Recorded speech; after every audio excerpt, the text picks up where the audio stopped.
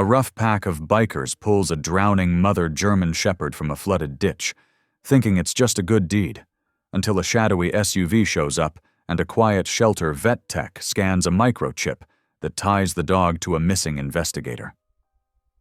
Suddenly, they're protecting evidence, not just a dog, hidden samples, threats in the night, and powerful people who'll do anything to bury the truth.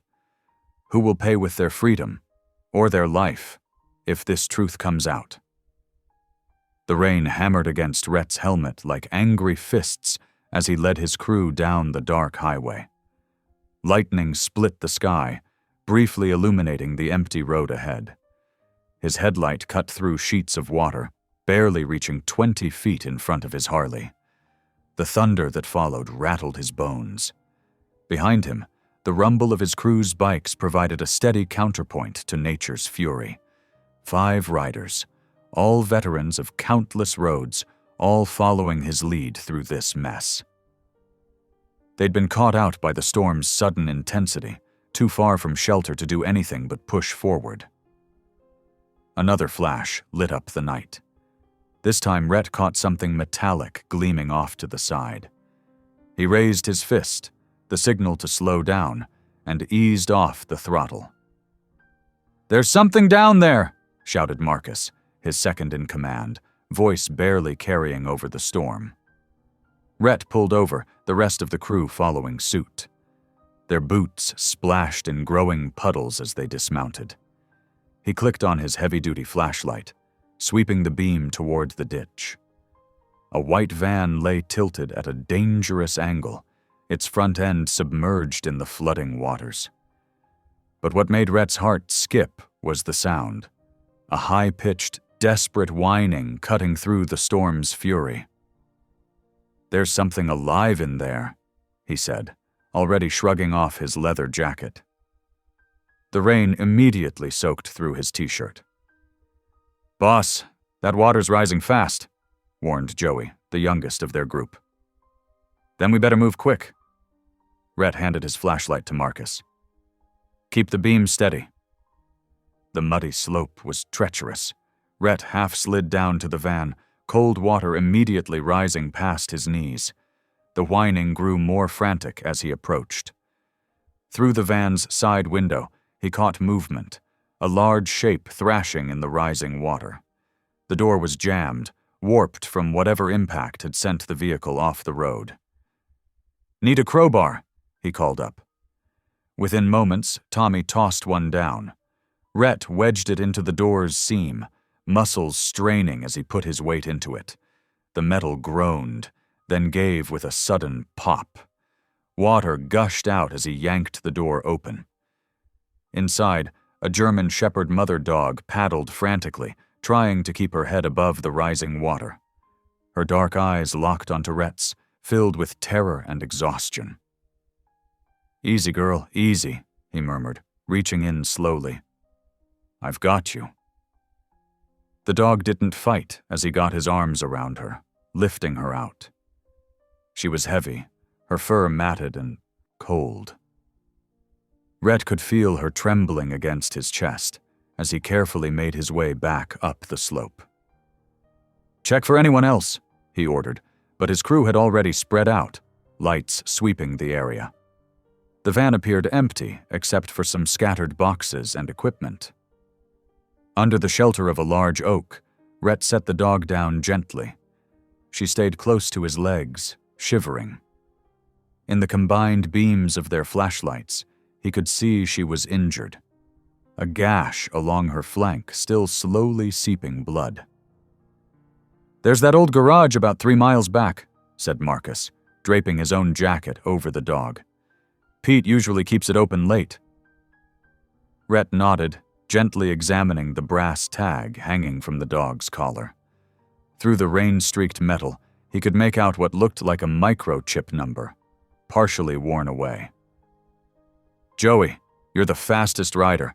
Go ahead and tell Pete we're coming. The rest of us will follow slow with our friend here." It took some careful maneuvering, but they managed to secure the dog safely in Tommy's sidecar, wrapped in their spare jackets. She seemed to understand they were helping, remaining calm despite the continued storm. 20 minutes later, they pulled into Pete's garage, a weathered building that served as both auto shop and unofficial community gathering spot. Pete himself met them at the door, his usual gruff expression softened by concern. "Got your girl settled in my office?" he said, leading them through the shop. "Pulled out some old blankets, turned the heat up?" The dog perked up slightly in the warm room, though she still stayed close to Rhett as they got her settled. Pete's wife, Linda, who helped run the shop, brought out their first aid kit. "Nearest vet's in Millbrook, but that's 30 miles in this weather," she said, helping clean the dog's wound. "This should hold her till morning."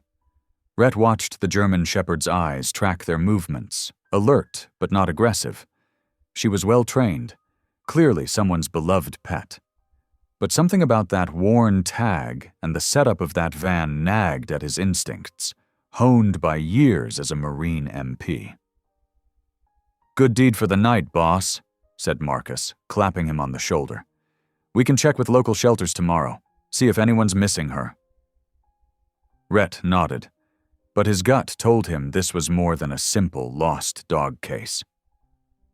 The van's position, the specialized equipment he'd glimpsed inside, the partially obscured chip number, pieces of a puzzle he couldn't quite see yet. For now, though, the German Shepherd was safe, curled up on blankets with her head resting against Rhett's leg. Whatever storm had brought her into their lives, both literal and figurative, would have to wait for morning.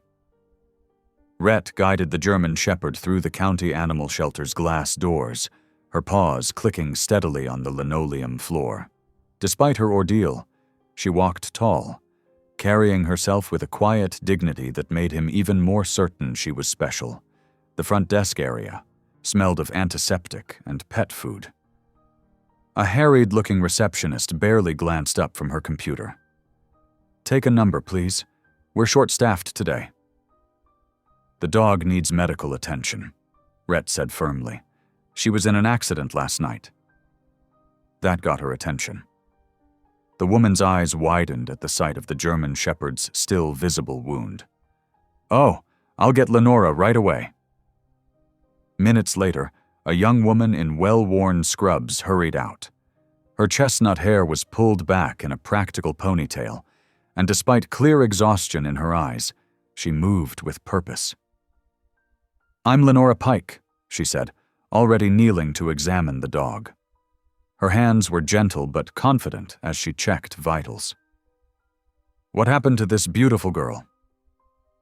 Rhett explained the rescue, watching as Lenora worked. She listened intently while continuing her examination, asking sharp, specific questions about the dog's condition through the night. "The wound needs proper cleaning and stitches," she said finally. "But first, let's check for a chip." In the exam room, Lenora's efficiency impressed Rhett. She moved with the quiet competence of someone who knew their job inside and out, though he noticed how the other staff seemed to look past her, as if she were just part of the furniture. The German Shepherd stayed calm as Lenora ran the scanner over her shoulder. A series of numbers appeared on the small screen. "Got it," Lenora said, typing the code into her computer, her brow furrowed. "That's strange. What is it?" "The chip links to an owner named Imogen Ray, but..." She tapped a few more keys. "The registration is flagged as missing. Over 6 months ago." Something cold settled in Rhett's stomach. 6 months was a long time for a well-trained dog to be missing. "Any contact information?" "Just an old address in Millbrook." Lenora glanced at the dog, who sat watching them with those intelligent eyes. "I'll need to file a report, but first, let me take care of that wound." As she worked, Rhett noticed how the other staff breezed in and out, dropping tasks on Lenora without acknowledgement. The senior vet barely looked at her while demanding lab results. Through it all, Lenora kept her focus on the dog, her hands steady and sure. "There," she said finally, securing the last bandage. She'll need antibiotics and follow-up care, but she should heal well. She scratched behind the dog's ears. You're a brave girl, aren't you? The German Shepherd leaned into her touch, and Rhett saw Lenora's tired face soften with genuine warmth. I'll start the missing owner paperwork, she said, standing. Since you brought her in, you'll need to fill out some forms too. The fluorescent lights hummed as Rhett worked through the paperwork.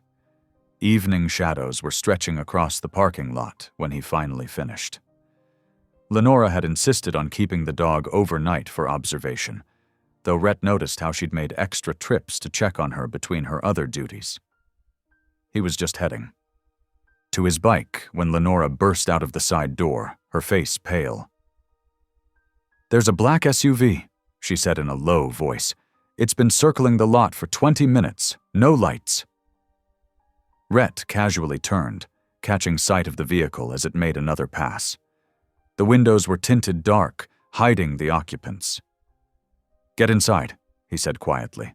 Lock the doors. I'll hang around until you close up. Lenora nodded, hurrying back in. The SUV made one more pass before disappearing into the growing darkness. The next morning, Rhett arrived early to check on the dog. He found Lenora already there, looking like she hadn't slept much. They're here, she whispered as soon as he walked in. 3 men in suits. They say they have ownership rights to the dog. As if on cue, voices rose from the front desk area. Rhett rounded the corner to find 3 men in expensive suits facing off with the receptionist. Their postures screamed corporate muscle to his trained eye. This is a simple property matter, one was saying smoothly. We have paperwork showing clear ownership. The dog stays here, Rhett cut in, his voice carrying the authority of his Marine days. The men turned, and Rhett caught the slight shift in their stances, the way hands moved fractionally toward concealed weapons. This doesn't concern you, said the first man, his smile never reaching his eyes. We're here on behalf of legitimate business interests. A legitimate business interest in a dog that's been missing for 6 months? Rhett stepped closer. One that was found in a crashed van during a storm? The temperature in the room seemed to drop. The man's smile vanished. I suggest you step aside, he said softly. This matter is bigger than you understand. And I suggest you leave, Rhett replied, matching his tone. Before I start asking more questions about those business interests. For a long moment, no one moved. Then the leader gave a slight nod, and the men withdrew. The threat in their departure was clear. They'll be back, Lenora said quietly, after they'd gone. She stood next to the German Shepherd, who had watched the entire confrontation with unusual intensity. Won't they? Count on it. Rhett reached down to pat the dog's head, his mind already working through what they'd need to do next. Whatever was going on here, these people weren't going to give up easily. In the sunlight streaming through the shelter windows, the dog's brass tag glinted like a warning. The morning sun cast long shadows across the parking lot as Rhett pulled his bike into the Iron Knight's garage. His crew looked up from their work, sensing the tension in his shoulders even before he cut the engine. The familiar smells of motor oil, leather, and metal hung in the air, a scent that usually brought him comfort, but today did little to ease his unease. Something's wrong, said Mike, wiping grease from his hands with a stained red rag. His eyes narrowed as he studied Rhett's face. That rescue dog? Rhett nodded, settling onto a wooden stool that creaked under his weight. He ran a hand through his hair, still mussed from the helmet. We stepped in something bigger than a lost pet. He described the men in suits, their veiled threats, and the way they'd moved, like professionals used to intimidation, the kind who carried concealed weapons and knew how to use them. He recalled the cold calculation in their eyes, the practiced casualness that barely concealed their menace. Corporate muscle, Tank growled, his massive arms crossed over his chest tattoo of an eagle. At 6'5", with forearms like small trees, he knew intimidation tactics when he saw them. Seen their type before. Always the same. Expensive suits hiding dirty hands. But why go heavy over a dog? Mike asked, leaning against a tool chest. Doesn't make sense unless… The buzz of Rhett's phone interrupted, its vibration loud against the metal workbench. A text from Lenora. Found something. Can you come back? Important.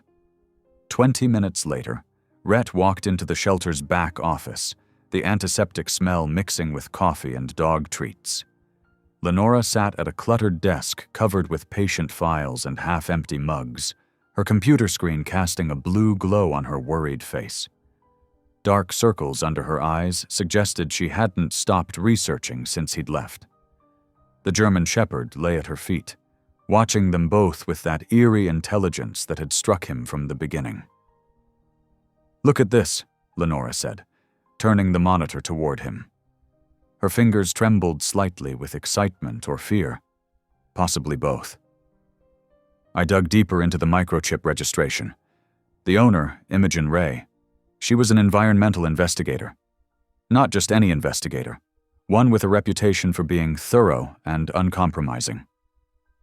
Rhett leaned closer, his boots scuffing against the linoleum as he scanned the article on screen. A photo showed a woman with auburn hair streaked with gray and determined eyes that seemed to stare beyond the camera, standing before rows of apple trees stretching into the distance. She had the weathered look of someone who spent more time outdoors than in offices. The headline read, "Questions raised about agricultural chemical use at Whitcomb Orchards." Whitcomb? The name triggered something in Rhett's memory, a conversation overheard in the clubhouse late one night. Wait, about 6 months ago, some of my writers mentioned rumors. Workers getting sick, rashes and breathing problems, dead wildlife in the creek downstream, birds falling from trees during spraying season. Exactly. Lenora pulled up another article, this one from a smaller local paper. Her chestnut hair fell forward as she leaned in, unconsciously tucking it behind her ear. Imogen was investigating claims about illegal pesticide dumping, not just regular pesticides, banned compounds, the kind linked to birth defects and cancer clusters. She filed preliminary findings with the EPA, and then she disappeared. Her voice dropped to almost a whisper. The same week this dog went missing. The official story was that she abandoned the investigation and moved away, but no one's heard from her since. The German Shepherd lifted her head at their intense tone, her amber eyes moving between them as if following the conversation. A low whine escaped her throat. There's more, Lenora said, pushing back from the desk and kneeling beside the dog. With gentle, practiced hands that spoke of years of animal care, she parted the fur along the animal's flank, revealing a pattern of old scars, puckered pink against the darker coat. See these marks? They're chemical burns. I've seen similar injuries in farm dogs exposed to agricultural runoff. And look here. She pointed to a jagged, healed gash near the shoulder, about 4 inches long. This is from barbed wire, probably from trying to escape somewhere. It wasn't properly treated, healed on its own. Rhett felt the pieces clicking together like tumblers in a lock. You think she was there? When Imogen disappeared? Dogs are loyal, Lenora said softly, stroking the shepherd's head between the ears. The dog leaned into her touch, eyes half closing. Especially this breed. If Imogen was taken somewhere against her will, her dog would have tried to follow, would have fought to stay with her. Her voice strengthened with conviction. These injuries tell a story, one someone doesn't want known, someone powerful enough to send men in suits after a stray dog. The dog whined softly again, pressing against Lenora's leg as if seeking protection. Something protective stirred in Rhett's chest, watching them together. two vulnerable beings caught in something dangerous and beyond their control. "Those men weren't from any legitimate business," he said, pacing the small office, his boots loud on the floor. "They're cleanup crew, trying to hide evidence, the kind that make problems disappear." Lenora's hands trembled slightly as she stood, brushing dog hair from her worn jeans. "What do we do if they come back?" Her eyes darted to the windows, as if expecting to see faces peering in. "They will." Rhett continued pacing, military instincts kicking in, already assessing exits and defensible positions. "But now we know what we're dealing with. This isn't just about the dog anymore. She might be the only witness to what happened to Imogen, the only one who knows where to look. And maybe the only proof of what Whitcomb Orchards is trying to hide," Lenora added, her voice finding strength she perhaps didn't know she possessed. Her soft features hardened with resolve. "Whatever it is, it's worth silencing people over." The German Shepherd watched them intently from her position on the floor, ears erect, as if understanding the weight of their discovery. Her alert posture reminded Rhett of military working dogs he'd known, trained, purposeful, carrying secrets in their silence, waiting for the right command. "We need to document everything," he said, military training taking over. "The injuries, the timing, every detail about those men, height, build, distinguishing features. And we need to move her somewhere safe, somewhere they wouldn't think to look." "My place," Lenora offered immediately, grabbing a notebook. "I have emergency medical supplies there, and it's isolated enough on the edge of town. The back porch has a good view of the approach road." "Too obvious," Rhett cut in, shaking his head. "They'll look there first. It's the logical connection." He pulled out his phone, scrolling through contacts. "I know somewhere better. But first, copy everything you found. Every article, every record. We need backups in multiple locations." As Lenora worked, fingers flying across the keyboard, Rhett studied the photo of Imogen Ray. There was something in her eyes, a determination that reminded him of soldiers he'd served with, people who knew the cost of standing their ground and did it anyway. It was the same quiet fire he now saw in Lenora's eyes. Women who wouldn't back down when they knew they were right, even when the odds stacked against them. "Got it all," Lenora said, holding up a flash drive, her chestnut hair falling forward again. She looked at the dog, who had risen to stand beside her, then back to Rhett. "What have we gotten ourselves into? These people have money, power?" "Something that needed finding," Rhett answered, his voice low and certain. "Question is, are you ready for what comes next? These people, they've already made one person disappear. They won't hesitate to do it again." Lenora knelt beside the German Shepherd, who nuzzled her hand with surprising gentleness for such a powerful animal. The overhead fluorescent light caught the silver threads in the dog's coat, marks of age and experience. Lenora's voice was steady when she replied, "I can't walk away. Not now. Whatever happened to Imogen, this dog is the key, and she trusted us enough to let us help her. I won't betray that trust." The shepherd's tail thumped once against the floor, as if agreeing. Rhett saw the same quiet strength in both of them. The vet tech everyone underestimated, and the dog who'd survived whatever horrors she'd witnessed. Both carrying scars, both refusing to surrender. "Then we stick together," he said, his decision made.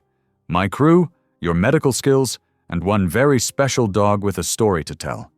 Time to find out what really happened at Whitcomb Orchards, and make sure Imogen's voice is finally heard."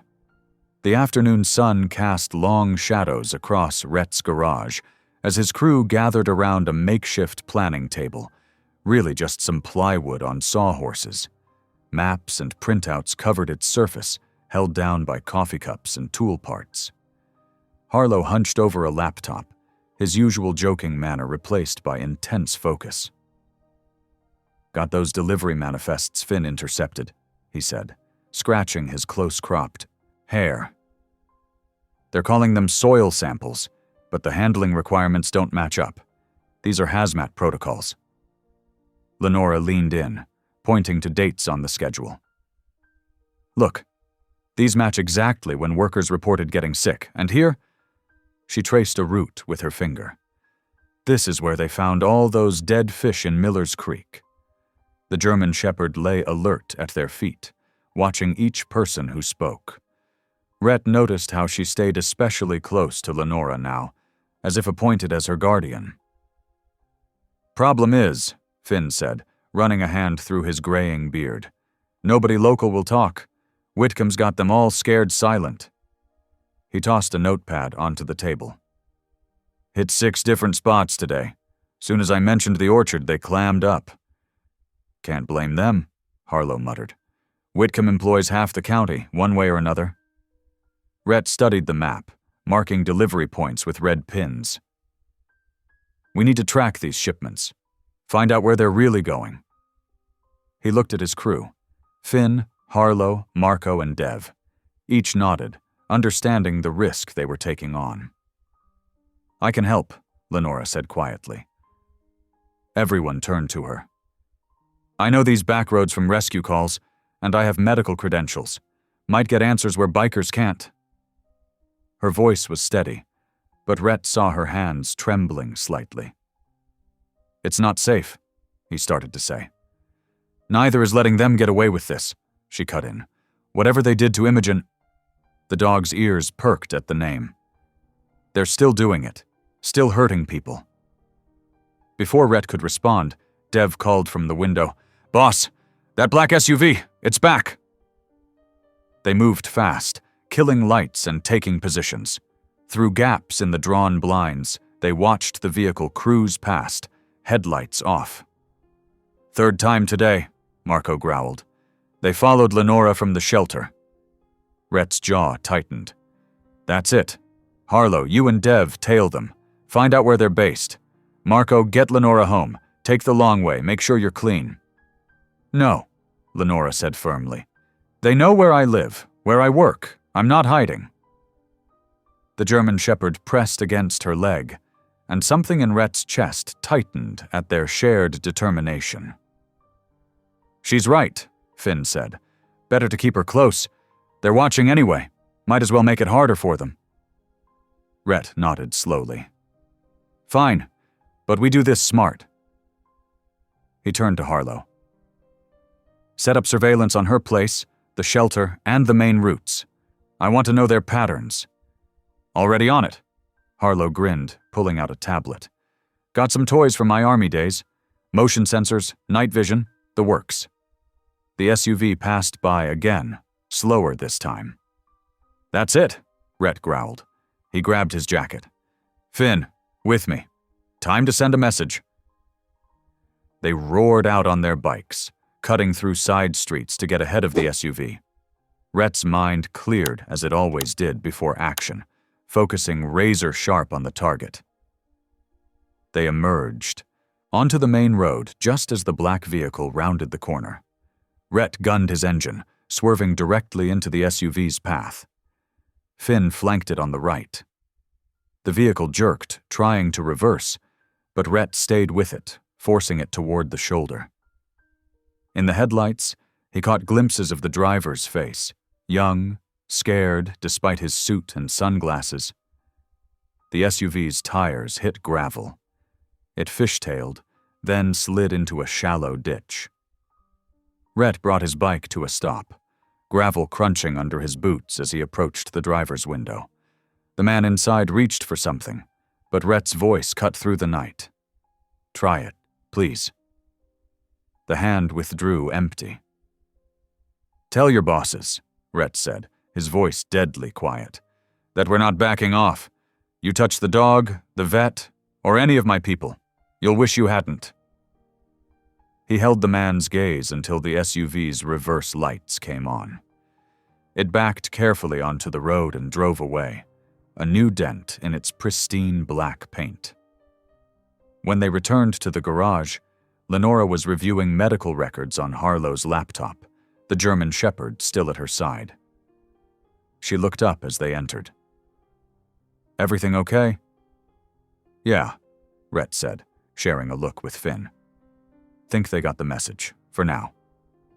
Good, Harlow called from his workbench, where he was assembling something electronic. Because we're just getting started. Found some interesting patterns in those delivery schedules. The crew gathered around again, now with fresh purpose. They weren't just protecting a dog anymore. They were hunting truth, justice for a missing woman, and maybe something bigger than all of them. Marco spread out a new map. We start here tomorrow. First shipment leaves at dawn. Rhett watched his people plan. Seasoned bikers, a gentle vet tech, and one very special dog, all drawn together by fate and refusing to look away from wrong. Whatever came next, they'd face it together. The German Shepherd's tail thumped once, as if approving their determination. Deputy Rosa Salcedo pulled her patrol car behind the abandoned feed store, away from curious eyes. Her crisp uniform contrasted sharply with Rhett's worn leather jacket as she approached the small group gathered in the shadows. "You sure about this, Deputy?" Rhett asked, studying her face carefully. Rosa's dark eyes flashed with determination. "I've watched Whitcomb orchards get away with too much for too long. My father worked those fields when I was young. The stories he told me..." She shook her head. "What did you find?" Lenora stepped forward, the German Shepherd alert at her side. "We traced the dog's microchip to Imogen Ray. She was investigating chemical contamination at the orchards before she disappeared."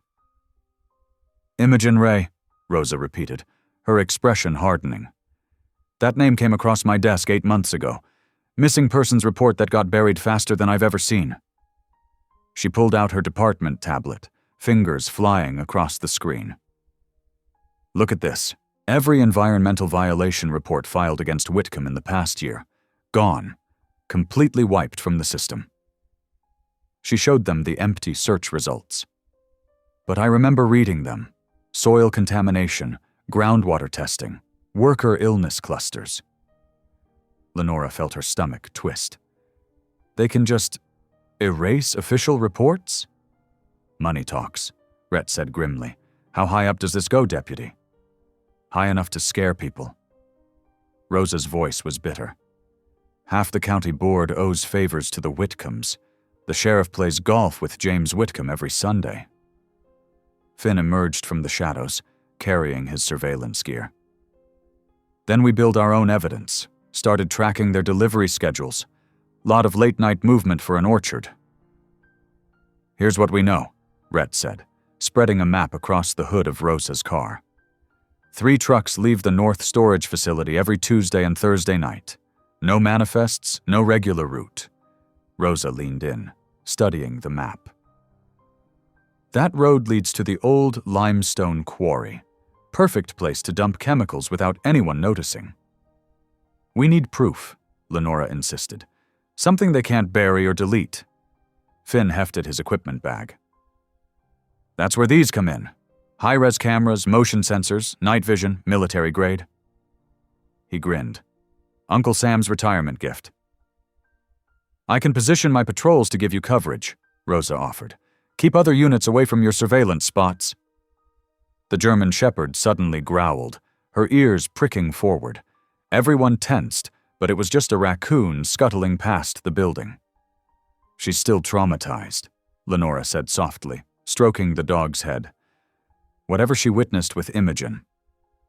"We'll find out," Rhett promised. He turned to the group. "But this is the point of no return. Once we start gathering evidence, Whitcomb's people will notice. They'll come at us hard." "They're already watching," Lenora reminded him. "At least now we're watching back." Rosa squared her shoulders. "I took an oath to serve and protect, not to look the other way while corporations poison our community." "All right then." Rhett nodded to Finn. "Set up your gear. We start tonight." They worked quickly in the gathering dusk. Finn and Harlow mounted cameras in trees overlooking the orchard's access roads, while Rosa marked safe observation points on their maps. Lenora and Marco cataloged the medical records they'd gathered, looking for patterns in worker injuries and illnesses. The German Shepherd stayed close to Lenora, but her attention remained fixed on the distant orchard buildings. Something about her alert posture made Lenora shiver. "There's got to be more," she said suddenly. "The dog, the missing reports, the midnight deliveries. Why go to all this trouble just to dump some pesticides?" "That's what we're going to find out," Rhett said quietly. He touched her shoulder briefly. "You sure you want to stay in? It's not too late to step back." Lenora met his concerned gaze. "I'm sure. I can't unsee what I've seen. Can't unknow what we've learned." "First truck's moving," Finn's voice crackled through their earpieces. "North gate, heading east." They watched the truck's taillights wind through the darkness. Somewhere in those orchards lay answers about Imogen, about the traumatized dog, about years of covered-up crimes. The truth was out there, waiting to be uncovered. Rosa checked her watch. "I need to start my patrol. I'll keep the channel open." She hesitated, then added, "Be careful. These people, they're not used to being challenged." "Neither are we," Rhett replied. "But we're quick learners." The deputy nodded and slipped away to her car. The rest of the team took their positions, settling in for a long night of watching and waiting. Their first real strike against Whitcomb orchards had begun. The German Shepherd pressed against Lenora's leg, her brown eyes fixed on the distant orchard. In the moonlight, her scars stood out like silent testimony to secrets yet to be revealed. The night air bit cold as Rhett and his crew positioned themselves along the orchard's perimeter. Finn crouched behind a fallen log, his camera's telephoto lens trained on the loading dock. Harlow and Marco kept watch from their bikes, engines off, ready to move at a moment's notice. "Convoy's approaching," Finn whispered into his headset. 3 trucks, same as Tuesday."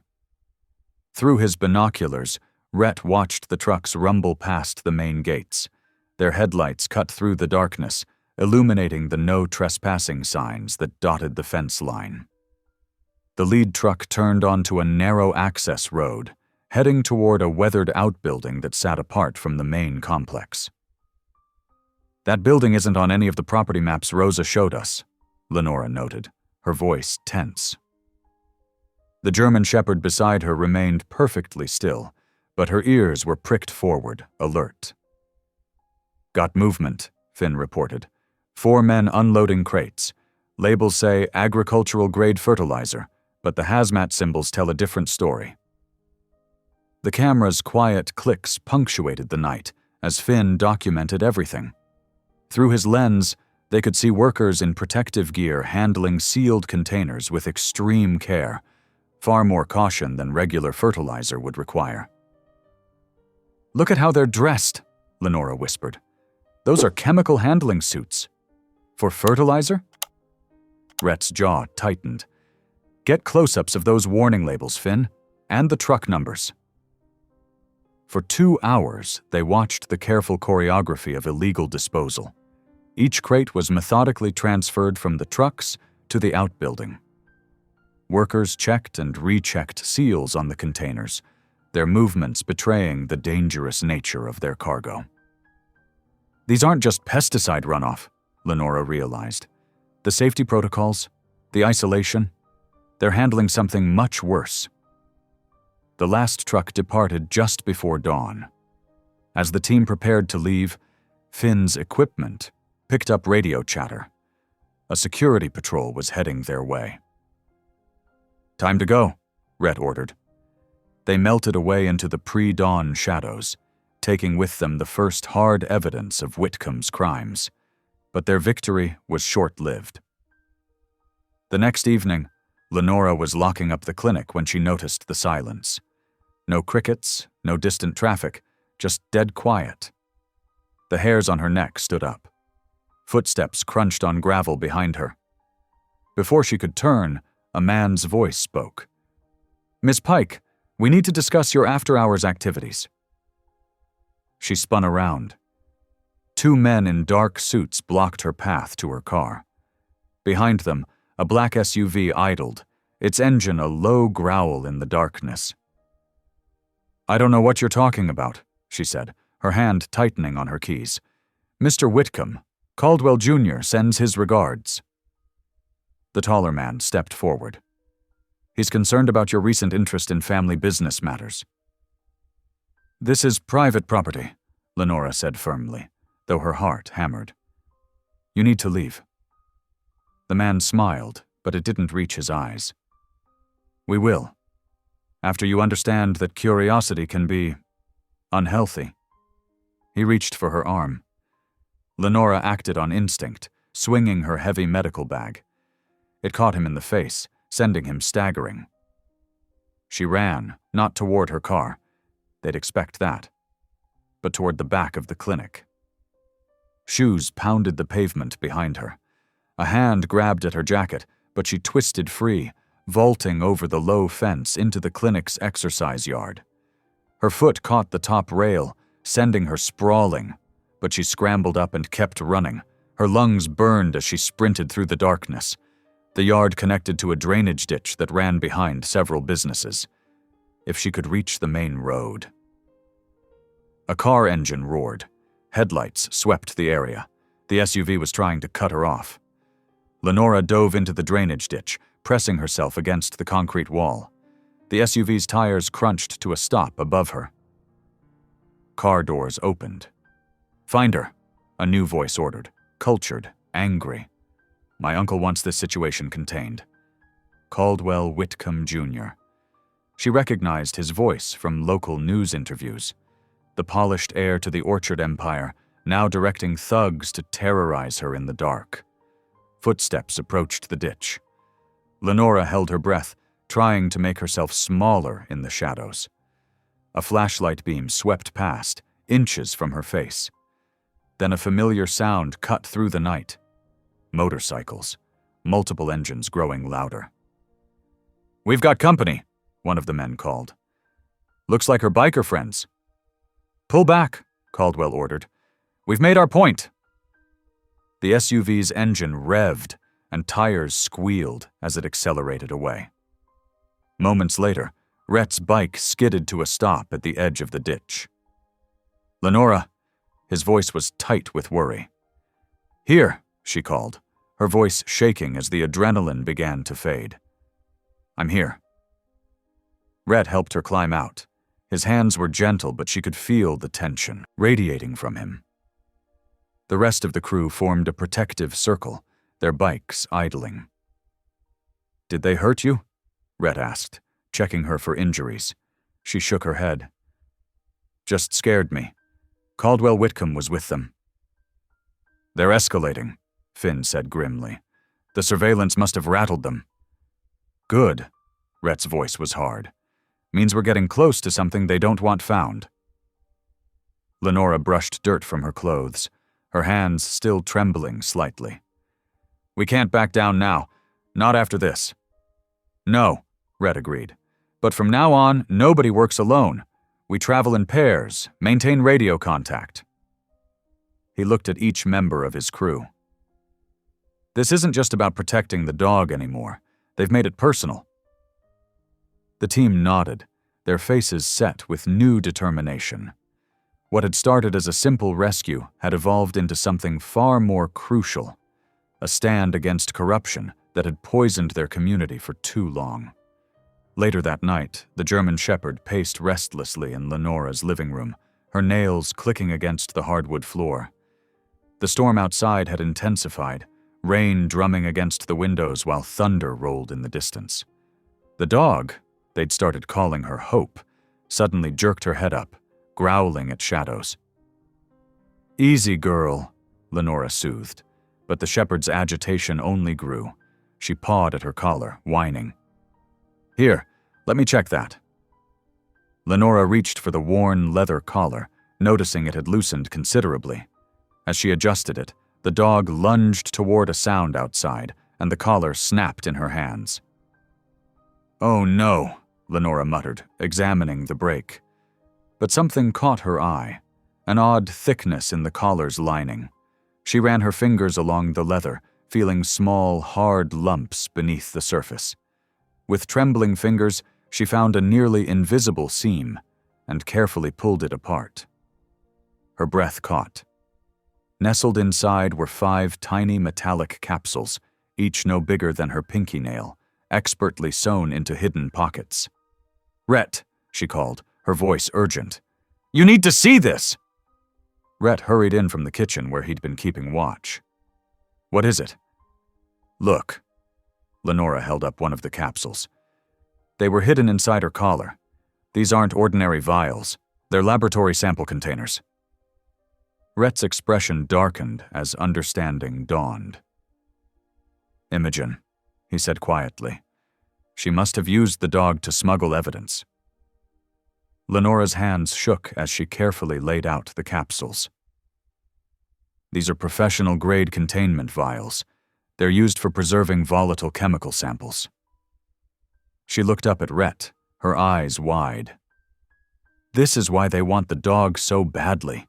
It wasn't just about finding Imogen. They're desperate to recover these." The rest of the crew gathered around the kitchen table as Lenora explained. Finn whistled low. "Smart woman," he said. "Who'd think to check a dog's collar?" "But it got her killed," Harlow added grimly. "Or worse." "We don't know that for sure," Rhett said, but his tone suggested otherwise. Lenora studied the vials under her desk lamp. "These are sealed with tamper-proof locks. Whatever's inside has been preserved perfectly." She swallowed hard. "Imogen must have discovered something terrible to go to these lengths." "Can you analyze them?" Rhett asked. "Not here, but I know someone who can."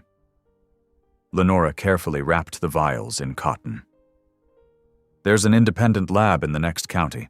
The technician there, she helps with some of our more complex veterinary tests. She'll be discreet." "I'll escort you," Rhett said immediately. "First thing tomorrow." "No," Lenora shook her head. "We need to go now. These samples." She gestured to the vials. "If they're what I think they are, they're proof of everything. Every illegal chemical dump, every contaminated water table, every poisoned acre. Imogen didn't just find evidence. She literally caught them red-handed." The room fell silent as the weight of this revelation settled over them. Hope padded over to Lenora, resting her head on her lap. Looking into the shepherd's eyes, Lenora felt a deep ache in her chest. This loyal animal had carried such a burden, probably watching as her owner vanished, unable to understand or help. "She was so careful," Lenora said softly, scratching behind Hope's ears. "Hiding the samples where they'd never think to look, knowing her dog would eventually find help." Her voice caught. "She must have been terrified, but she still thought it through. Made sure the truth would come out, even if she—" "Hey," Rhett laid a hand on her shoulder. "We're going to finish what she started. Right now. Finn, get the van ready. Harlow, run a sweep of the perimeter. We move in 15 minutes. As the others dispersed, Lenora carefully packed the vials in her medical kit. Her hands were steady now, purpose replacing fear. She thought of Imogen, a woman she'd never met but whose courage had set all this in motion. Through Hope, she'd passed them not just evidence, but responsibility. A chance to expose the truth she'd given everything to uncover.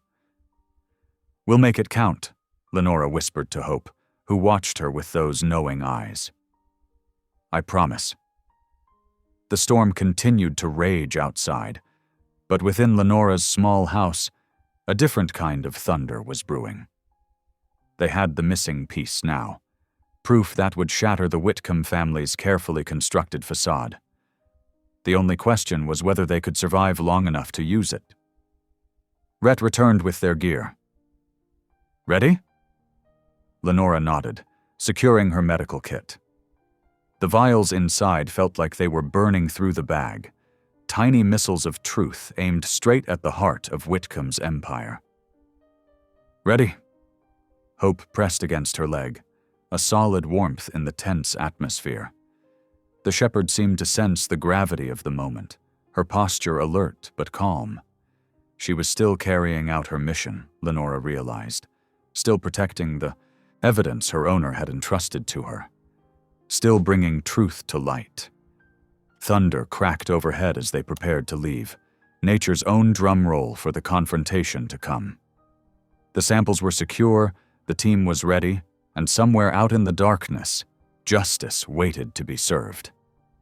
The team huddled in Rhett's garage, surrounded by maps and surveillance photos spread across a workbench. The discovered vials from Hope's collar lay in their protective case, a silent reminder of what was at stake.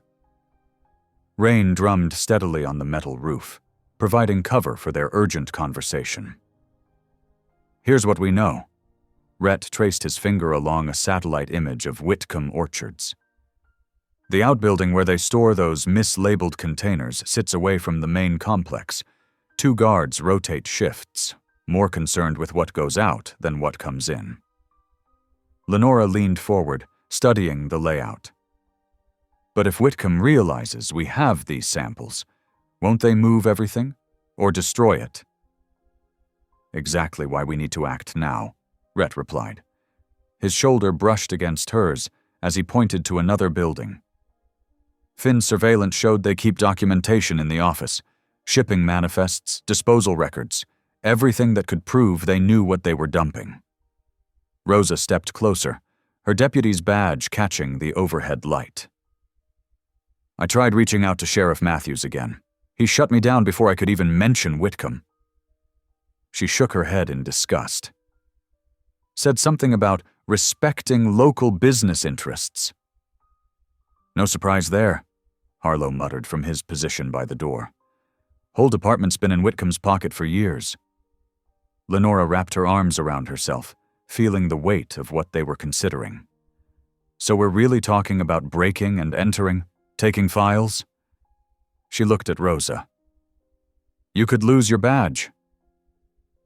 Badge doesn't mean much if I can't use it to protect people, Rosa answered firmly. Sometimes you have to step outside the law to serve justice. Rhett's gaze met Lenora's, understanding her hesitation. I know this isn't your usual path, but think about Imogen. She trusted her dog to carry evidence because she knew the system was rigged. Now that dog's trusted us. Hope lay at their feet, her head rising at the mention of her role. Lenora reached down to scratch the shepherd's ears, remembering how the dog had trembled in that flooded van. How far they'd all come since that stormy night. I'm not arguing against action, Lenora said carefully. I just want to be sure we do this right. One mistake and we lose everything. The evidence, our credibility, may be worse. That's why we plan it properly. Rhett's voice carried the steady authority of his Marine days. 2 teams, Rosa and Finn take the office, download everything they can find. Harlow watches the perimeter. You and I handle the storage building.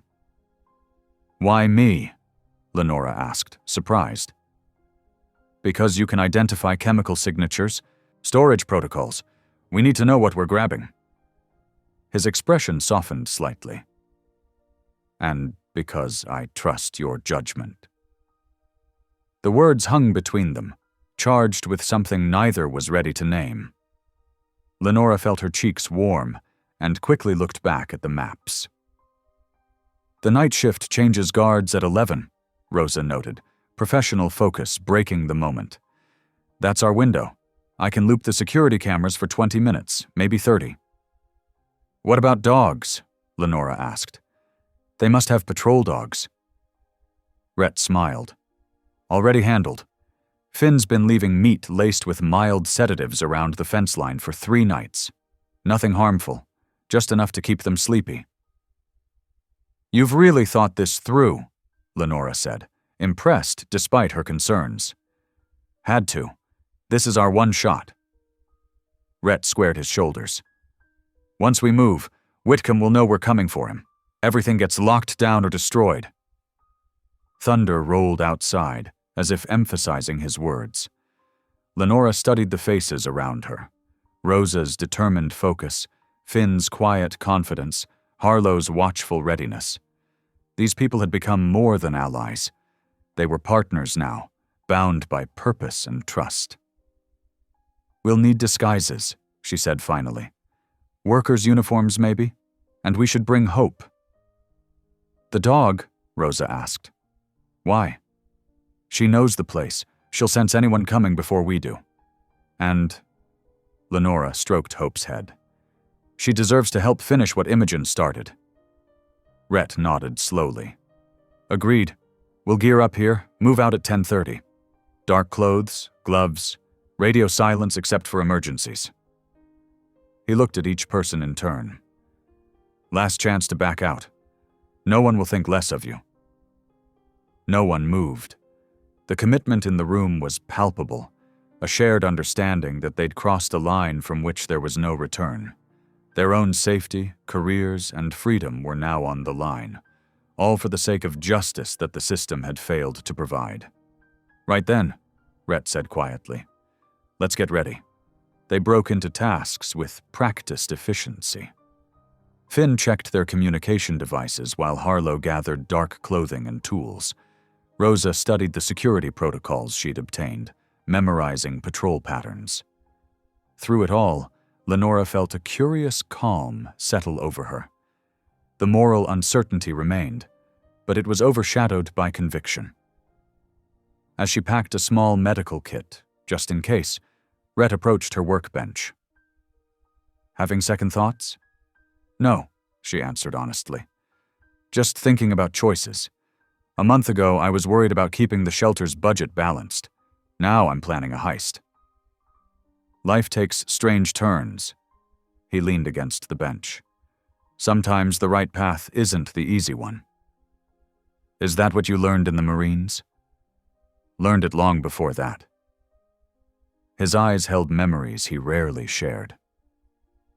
"But yeah, the service taught me that good people sometimes have to break bad rules to do what's right." Lenora nodded, understanding more about him in that moment than from all their previous conversations. His strength wasn't in his physical presence or leadership. It came from an unshakable moral compass that pointed true, even when the path led through darkness. Around them, the garage hummed with purposeful activity. Maps were memorized, routes confirmed, equipment checked and double-checked. Hope watched it all with alert interest, sensing the energy building toward action. The shepherd's presence was a reminder of everything that had brought them to this moment: rescue, discovery, and the relentless pursuit of truth. The storm outside began to ease, as if nature itself was clearing the way for their mission. In a few hours, they would risk everything to expose Whitcomb's crimes. But for now, in this moment of preparation and shared purpose, Lenora felt an unexpected sense of peace. Whatever came next, they would face it together. Midnight shadows cloaked the orchard's outbuilding as Rhett led his team through the chain-link fence. Their boots made soft squelches in the mud, remnants of the earlier storm. Hope padded silently beside Lenora, her ears pricked forward and alert. "Camera loop starting now," Rosa's voice crackled through their earpieces. 28 minutes on the clock." Lenora's heart hammered against her ribs as they approached the corrugated metal structure. Finn worked the electronic lock with practiced hands while Harlow kept watch, her silhouette barely visible in the darkness. The lock clicked open. "We're in," Rhett whispered. "Move." They slipped inside, flashlight beams cutting through musty air. The interior smelled of chemicals and damp concrete. Metal shelving stretched into shadows, packed with labeled boxes and filing cabinets. "Check everything," Rhett ordered. "Finn, get those computers. Lenora, with me." Hope's nose led them to a back corner where stacks of unmarked drums loomed. Lenora pulled on latex gloves, examining warning labels. "These aren't fertilizer. The composition matches Imogen's samples." "Got something?" Finn called softly. "Hidden partition on the main drive? Encrypted files?" A sudden flicker of movement caught Lenora's eye. Behind a fallen crate, wrapped in oilcloth, she found a leather-bound journal. Her hands trembled as she opened it to find Imogen's neat handwriting. "Rhett," she breathed. "This is it. Dates, amounts, names of officials who took bribes. She documented everything." The floodlights outside suddenly blazed to life, flooding the building with harsh light through grimy windows. Hope growled low in her throat. "Company!" Harlow's urgent voice crackled. "Black SUVs coming in hot." "Pack it up," Rhett commanded. "Now." They scrambled to gather evidence, shoving papers and hard drives into backpacks. The sound of car doors slamming echoed outside. The first gunshot shattered a window. Glass rained down as everyone dove for cover. Lenora clutched Hope's collar, keeping the dog close as more bullets punched through metal walls. "Move to the back exit!" Rhett shouted over the chaos. He returned fire, providing cover as they retreated. They were halfway to the rear door when an explosion rocked the building. Sparks showered from damaged electrical panels, igniting chemical fumes. Thick smoke began filling the space. "Finn!" Harlow screamed. Lenora turned to see Finn sprawled on the concrete, clutching his leg. A steel drum had fallen, pinning him. She rushed back with Hope at her side. "Help me!" she cried to Rhett. Together they heaved the drum away. Finn's face was gray with pain, blood seeping through his jeans. More gunfire outside. The smoke grew denser as flames spread across spilled chemicals. Lenora tied her bandana across her face, helping Finn to his feet. Hope stayed pressed against her legs, guiding them through the thickening haze. "This way," Rhett's voice came through coughs. He'd found the back door, kicking it open to reveal the orchard's darkness beyond. They half-carried Finn between them, stumbling into the night air. Behind them, orange flames licked up the building's walls.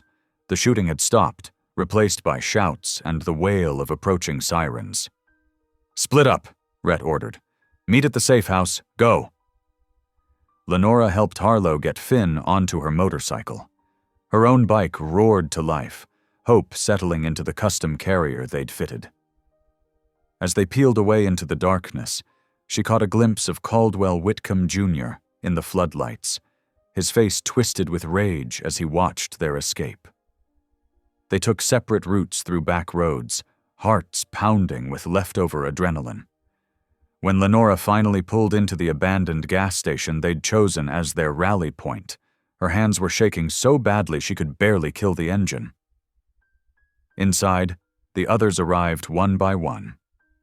Finn collapsed onto a chair, pale but alert as Lenora cleaned and bandaged his leg wound.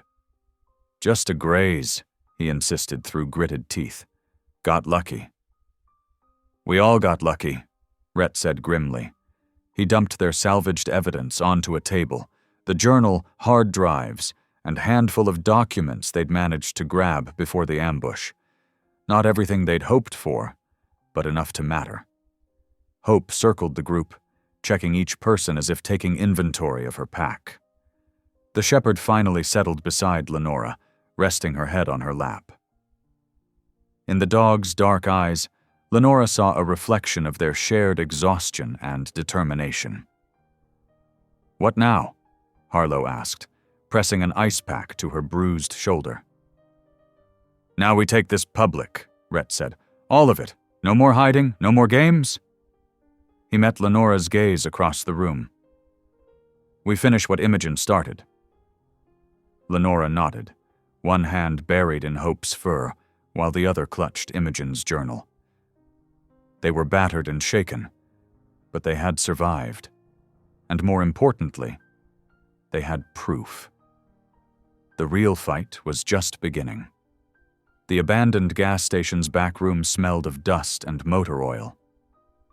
Lenora dabbed antiseptic on Finn's leg wound, trying to keep her hand steady. The fluorescent light above them flickered, casting uncertain shadows across his pale face. "Sorry," she whispered when he flinched. Almost done. It's okay, Finn mumbled through clenched teeth. Just do what you gotta do. Across the room, Rhett paced like a caged animal. 5 steps one way, turn, 5 steps back. His boots scuffed against the concrete floor in a rhythm that matched Lenora's pounding heart.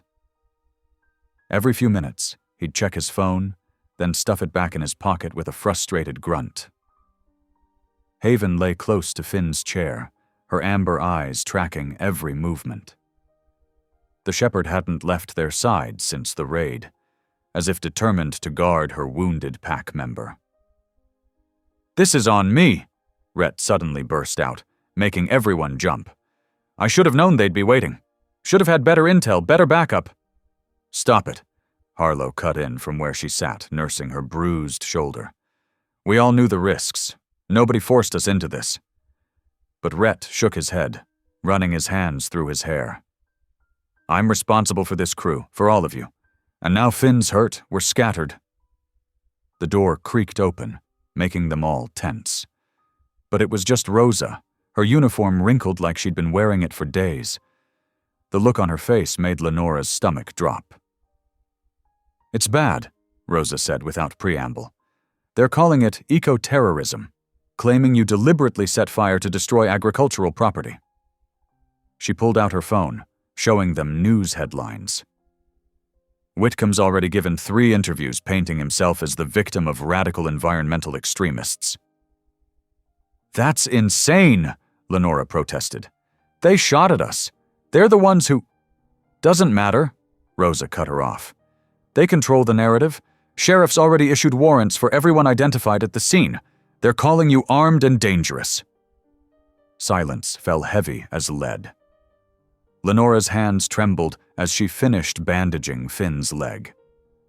Everything they'd worked for, all their careful planning, it was crumbling around them like ashes. "What about the evidence we got?" Harlow asked. "The journal, the files?" "Scattered," Rhett admitted. "We split it up when we separated for safety. But now half the crew's gone dark, unreachable." Lenora felt tears burning behind her eyes. She'd risked everything, her job, her future, her safety, because she believed they could expose the truth. Now they were the ones being hunted, while Whitcomb played victim for the cameras. Haven whined softly, pressing against her leg. Lenora buried her fingers in the shepherd's thick fur, drawing comfort from her solid warmth. The dog had survived so much, carried such vital evidence for so long, never giving up. "I can't protect my own sources anymore," Rosa said, slumping into a chair. "Department's watching every move I make. They know I've been helping you." "You should distance yourself," Rhett told her, "before they come after your badge." Rosa's laugh was bitter. "Badge doesn't mean much when the whole system's corrupt, does it?" Lenora thought of her tiny apartment above the vet clinic, probably already searched. Her savings account, likely frozen. The life she'd built, now tied to words like terrorist and fugitive. "I'm so sorry," she whispered. "All of you got dragged into this because of me, because I couldn't just look the other way when they came for Haven." "Hey." Rhett's voice was rough but gentle. He crossed to kneel beside her chair. "You did the right thing. We all did. Sometimes doing right comes with a cost." "But what if the cost is too high?" Her voice broke. "What if we can't win?" Haven lifted her head, looking between them with those knowing eyes. The shepherd's presence reminded Lenora of everything at stake. Not just their safety, but justice for Imogen, for the land being poisoned, for every person Whitcomb had silenced or bought off. "We're not done," Finn spoke up, despite his pain. "Not while we're still breathing." "They think framing us will break us," Harlow added, "make us run and hide, but they don't know who they're dealing with." Lenora wiped her eyes, drawing strength from their determination. Haven pressed closer, offering silent support as she had since that first night of her rescue. The dog's loyalty hadn't wavered through gunfire, smoke, or danger. How could Lenora do any less? Rosa's phone buzzed with another alert.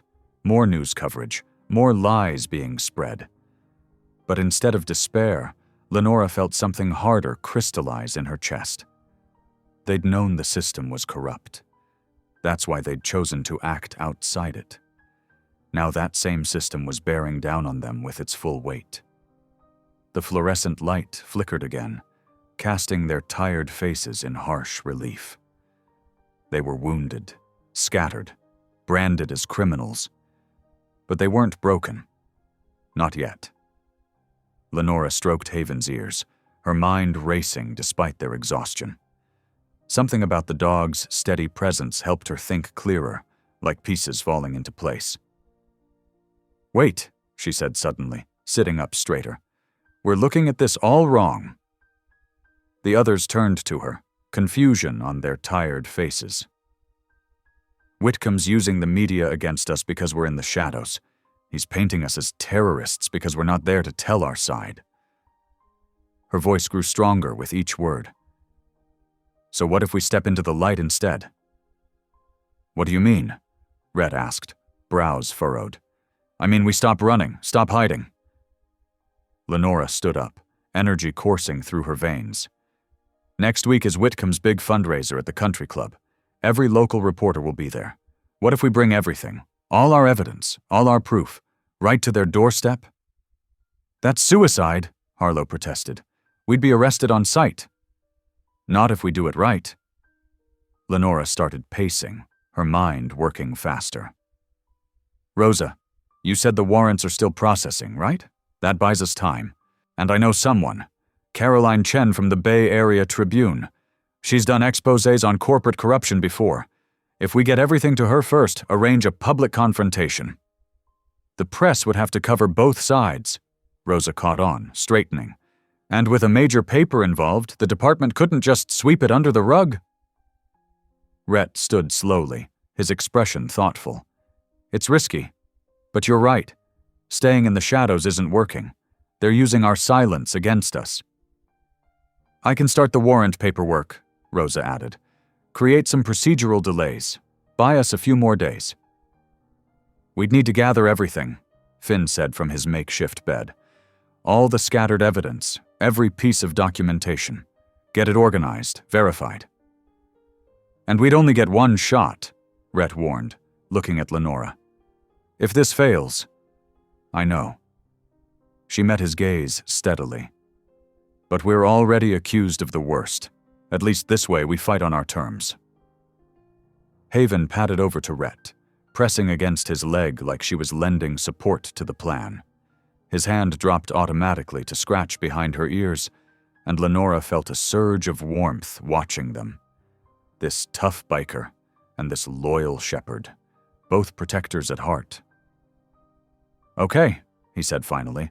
"We'll need a solid plan, multiple contingencies, and everyone has to be on board. This affects all of us."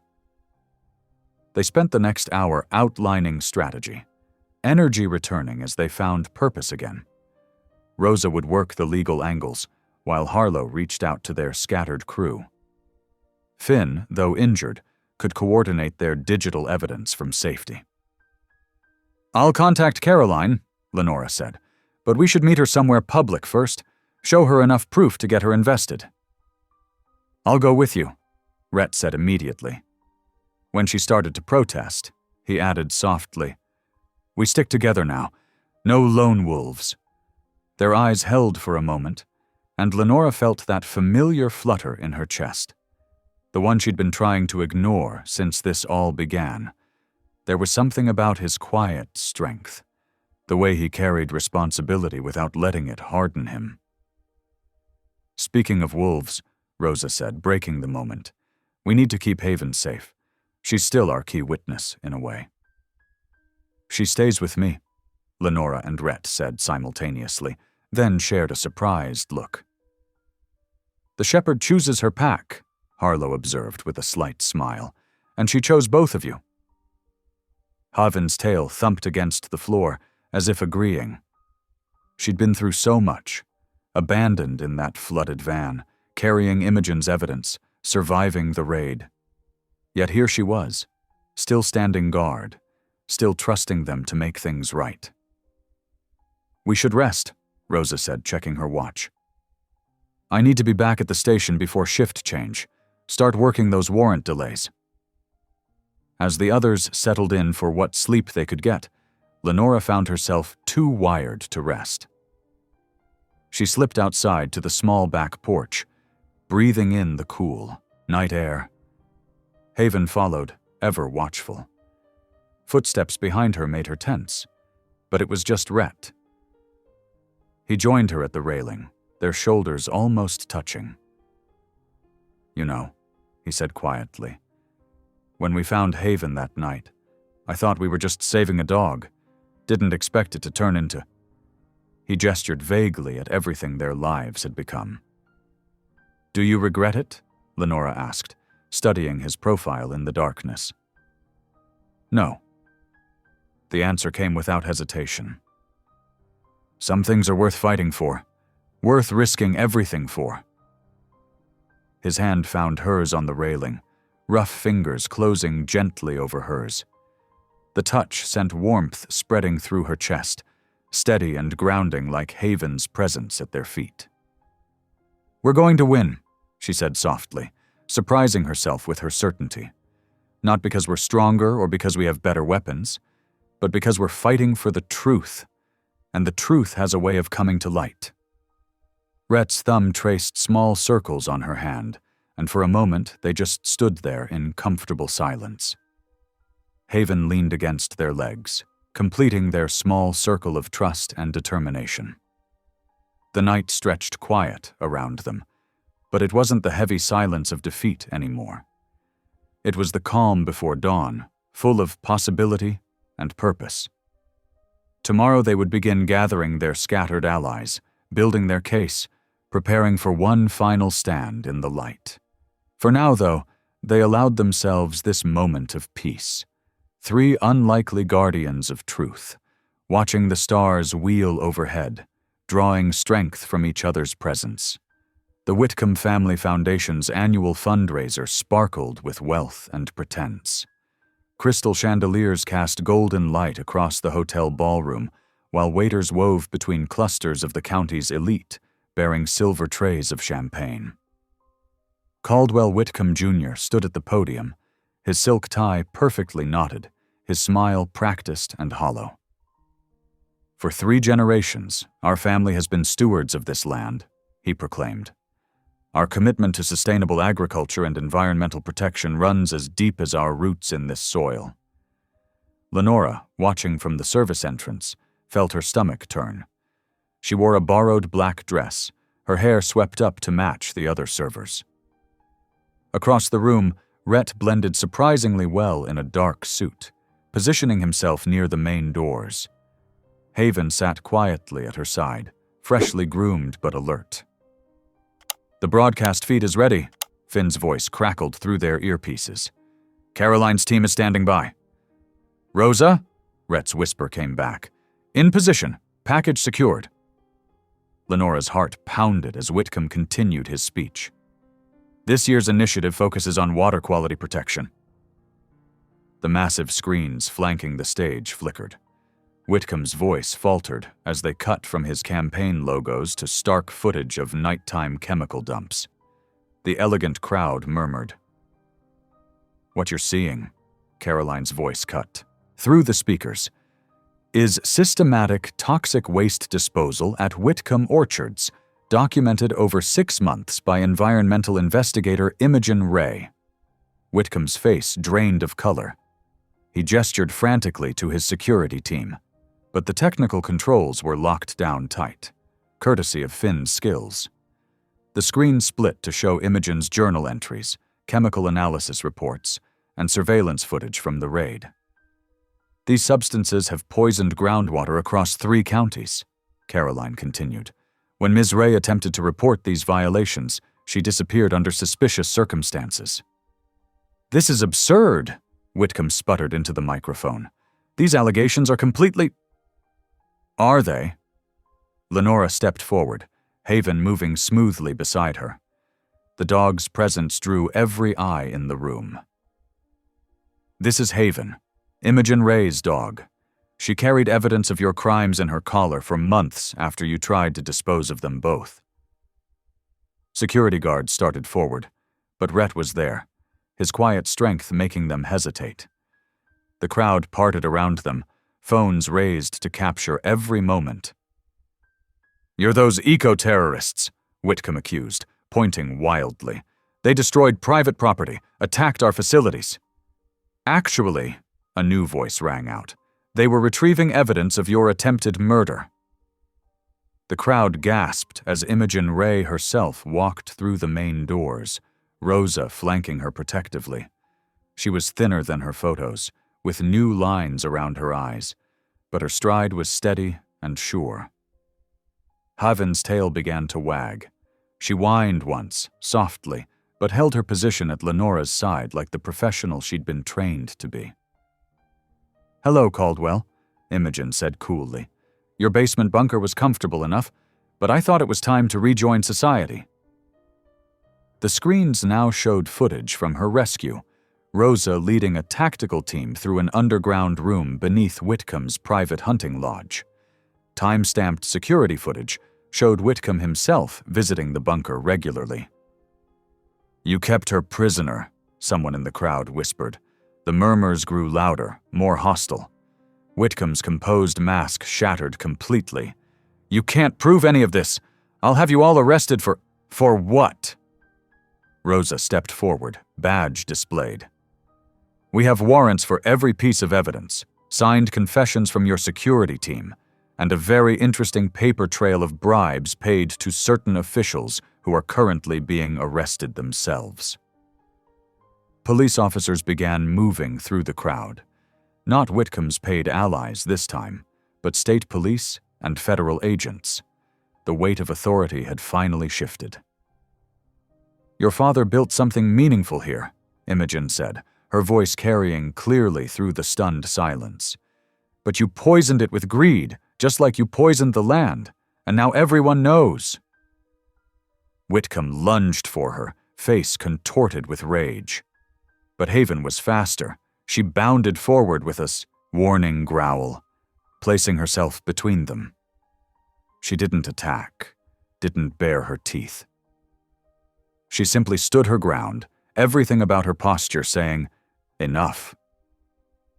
"Caldwell Whitcomb, Jr., one of the federal agents announced, "You're under arrest for environmental violations, attempted murder, kidnapping, and conspiracy."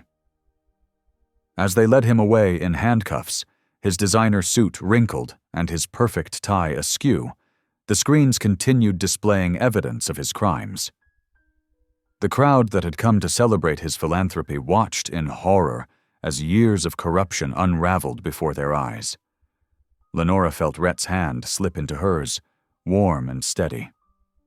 Haven returned to them, pressing against their legs as cameras flashed and reporters shouted questions. Imogen walked over slowly, tears in her eyes as she knelt to embrace her long-lost companion. "Thank you," she whispered, looking up at them. "All of you. I never stopped believing someone would find the truth. I just never imagined it would happen like this." Late summer sunshine streamed through the shelter windows as Lenora finished her afternoon rounds. The past few weeks had brought more changes than she could have imagined. News vans no longer crowded the parking lot, but their story had left an indelible mark on the community. She paused at Haven's kennel, now more of a courtesy space since the dog spent most days in the office with her. The brass tag that had started everything lay in a small evidence box, replaced by a simple blue collar. "Ready to head home, girl?" Lenora asked. Haven's tail wagged as she rose from her bed. Her coat had grown glossy with proper care, though scars still marked her journey. The fearful trembling was gone, replaced by quiet confidence. The adoption papers sat completed on Lenora's desk. It felt right. Haven had chosen her long before the official documents made it real. Together they'd faced danger, uncovered truth, and found something like family along the way. The latest newspaper sat folded on her desk. The headlines told of justice grinding forward. Whitcomb Enterprises under federal investigation. Environmental Crime Task Force expands probe. Caldwell's sneering mugshot glared from page 3, alongside stories of his associates turning state's evidence. Lenora thought of Imogen, recovering at her sister's place upstate.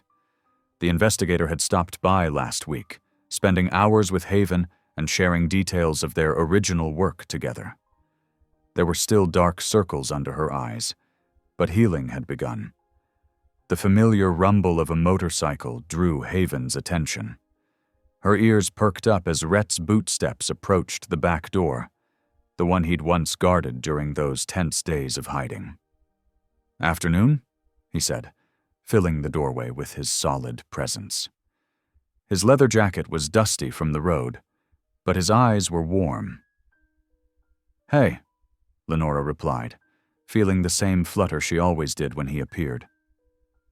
"Thought you'd be at the garage today." "Finished?" "Early." He scratched Haven's ears as she pressed against his legs. "The crew's getting the bikes ready for that charity ride next month. Turns out being local heroes is good for business." They shared a smile at the irony. The same community that had once viewed the motorcycle club with suspicion now celebrated them. Their patch was a symbol of justice, served, not rebellion. "How's Finn doing?" Lenora asked, gathering her things. "Better every day. Physical therapy's working wonders. He's already talking about getting back on surveillance jobs. Proper legal ones this time." "And Rosa?" "Got that promotion she deserved.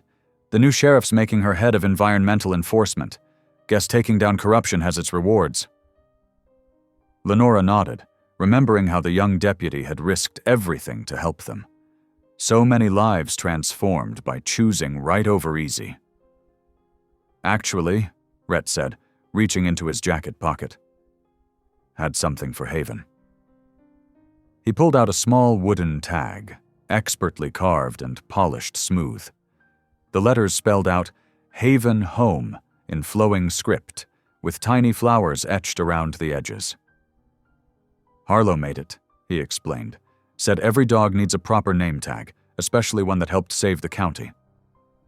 Lenora's throat tightened as she ran her fingers over the carved surface. Such a simple thing, yet it held the weight of everything they'd been through. Haven sat perfectly still as they attached it to her collar, as if understanding its significance. "It's beautiful," Lenora said softly. "Thank you." Their fingers brushed as she handed the tag back. Neither pulled away immediately. The air grew thick with words unsaid, possibilities hovering just out of reach. Haven nudged their joined hands with her nose, breaking the moment with her usual perfect timing. They both laughed, tension easing into comfortable warmth. "You know," Rhett said, "the crew's having a cookout tonight. Nothing fancy, just celebrating Finn's recovery. You should come, both of you." The invitation held more than just friendly fellowship. They'd grown closer through shared danger and purpose. But this was different. A chance to see what might grow in peacetime. "We'd like that," Lenora answered, gathering Haven's leash. The dog's tail wagged in approval. As they walked to the parking lot, the setting sun painted everything in soft gold. The shelter sign no longer cast ominous shadows. The corner where the black SUV had lurked stood empty and unthreatening.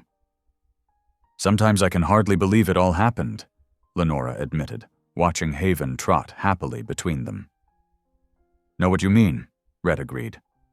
"But then I see things changing. The orchard's being cleaned up properly.